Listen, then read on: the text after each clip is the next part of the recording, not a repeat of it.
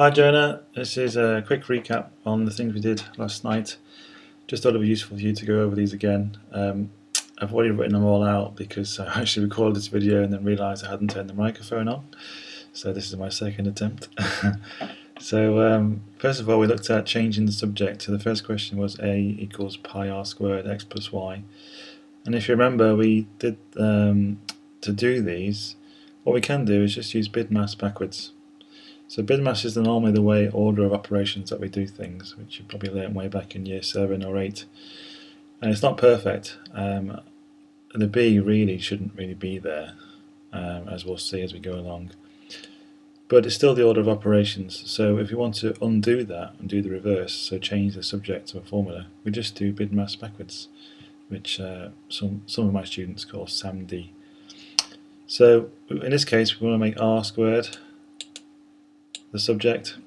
So to achieve that, we just look at it and say, okay, anything subtracting from it? No. Anything added to it? No. Anything multiplied to it? Yeah. Pi and x plus y. So we're going to do the opposite of multiplication, which is division, and then do it on the opposite side. So it's going to end up down here. The next thing is there anything divided? R squared, anything divided? Nope. Any powers? Indices? Yes. So that's the r squared. So I'm going to do the opposite of that, which is square root. So r is the square root of a bracket over, a divided by pi bracket x plus y. So we're just doing the opposite thing that we did in BIDMAS. So from the r squared, the opposite of squaring is square rooting, so we just square root. That's it. So we've got r on its own, and for most questions you will be able to just go straight to the BIDMAS backwards method. The next one that you looked at on this was where we couldn't do it, and the reason for that was because there was two a's, and so we can't just go straight into BIDMAS backwards here, because trying to make a the subject and there are two of them, we can't even start. So the very first thing we're going to do is try and make it so that there's only one of them. So first thing is just move the a's together. So I'm going to take AC from the right hand side, and while I'm at it I'll put 12 on the other side, because I'm not interested in doing anything with that. So I'll just shove it over to the other side. To get a on its own, because there's still two a's, we're going to factorise. That's the trick to it. And that's going to make one of them, and then we can just follow BIDMAS backwards at them, because we've just got the one a. And is there any subtracted? No. Anything added? No. Anything multiplied? Yes. So we're just going to divide that 3 minus c, and there we go. We also looked at doing quadratics, which is a huge part of maths. It's more than you probably realise. Even the level, even if you did a 3 or 4 years maths degree, in your 4th year I guarantee you'll be solving quadratics, because they're so versatile, and most problems end up being a quadratic. It's quite an amazing thing, really. And a really important idea in that as well is completing the square. So we looked at that, and what we did with it was, I think to this one we just want to solve it. So complete the square. We first of all, here we needed to get the 3 out of it, because to complete the square you need x squared on its own. So we factorise by 3, just the first two terms, just 3x squared and minus 12x, leave the 5 as it is, and that's going to give us 3 bracket x squared minus 4x plus the 5.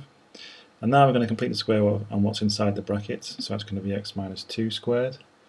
Now on the right hand side there I've written what that's going to generate, x minus 2 times x minus 2. It's going to give us, multiplying the right hand column, plus 4, crossing the left hand column. Sorry, crossing in the columns, we're going to have minus 2x and minus 2x, which gives us minus 4x, and then left hand column, x squared. And then all that gets multiplied by the 3.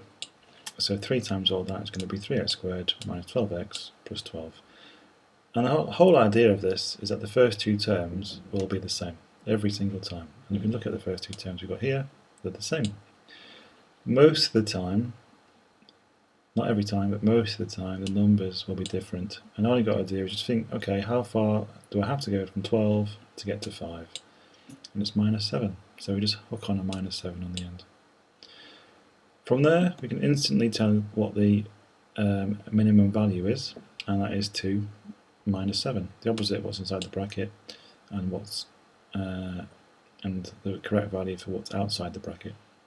That's down there somewhere, so we know straight away from that there must be two solutions, because if I sketch it, it's going to cross the x-axis twice. Why is it necessary to equate a quadratic to 0 in order to solve it? Have a think about that one and tell me next week, or when you watch the video. I'll be interested to hear what you said. From there, we can just use the BIDMAS backwards technique and rearrange it to make x a subject. So we look at x as a whole, we look at it as a whole in the bracket here really, and ask, is there anything subtracted from it? Yes, there is a 7, so we can move that to the other side, and it will become plus 7, and then we can say anything added? No. Anything times? Yeah, a 3, so I'm going to divide by 3, so on this side I'm going to have 7 divided by 3. Then we're going to have this anything divided? No. Any powers? Yes. Square, so we're going to square root. So we end up with x minus 2 equals the square root of plus or minus the square root of 7 over 3. And then finally we're just going to move that 2 over. And so it's going to give us 2 plus or minus the square root of 7 over 3. However, I could have just gone straight to that at the end really, because remember the trick with, not really a trick, but an amazing fact about it really, that the minimum is going to give us the solution. So the minimum point, 2, is where the middle of the quadratic is, and the two solutions are the same distance either side because it's a symmetrical curve, and that's what this part means. Plus is this side, minus is that side. So the 7 there appears there, look, that's for the minus 7, it becomes a plus 7 because it moved over to the other side of the equation. And the 3 actually comes from this 3 up here. So if there's a 3 there, it's just going to end up in the square root.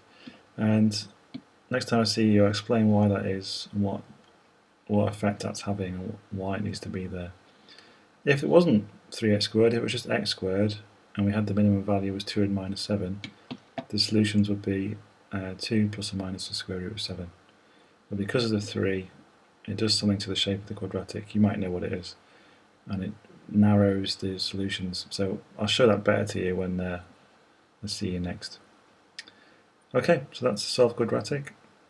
Why is there a plus or minus in front of the square root? Do you remember? Hope so. And finally, we looked at indices. So we talked about the rules of indices, and they just come from the general rules of maths. Multiplication is addition. We talked about that, why that was. 3 times 5 is 15, because you add 5 3 times. Division is subtraction. So 15 divided by 5 is 3, because 15 take away 5, take away 5, take away 5 requires 3 subtractions to get to 0. And brackets mean multiply. It's just another symbol for multiplication. So in that question we looked at, we're going to multiply the powers, so it's going to be 4 to the power 1 cubed, which is 4 cubed. So times by 3 rather, so 4 cubed, which is 64. 5 3s are 15, so it's x to the power 15, and 1 times 3 is 3, so y to the power 3. That gets divided by the two things that multiplied. So we had, I think it's 2 times 8 gives us 16. X times x to the power 10 is 1 plus 10 is 11, because multiplication is addition, so we add the powers. And it was y squared times y to the 4, so that's 2 plus 4 is 6. So all you've got to be able to do is add and subtract numbers for that.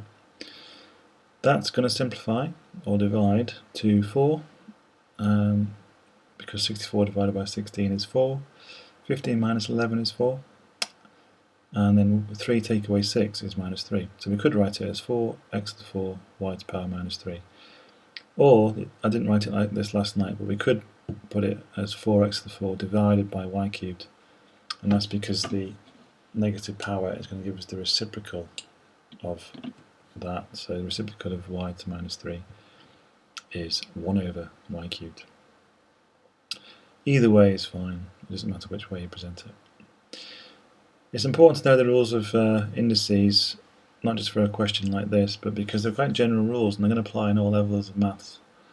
And another place to apply to is a concept called logarithms.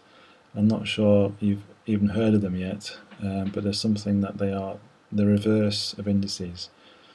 and we're going to need to know the exact same rules for those, but they're in reverse, that's all. Okay, so hopefully that helped you. Any comments, questions, queries, things I could improve on, please tell me. And if you have any questions in the meantime, just let me know.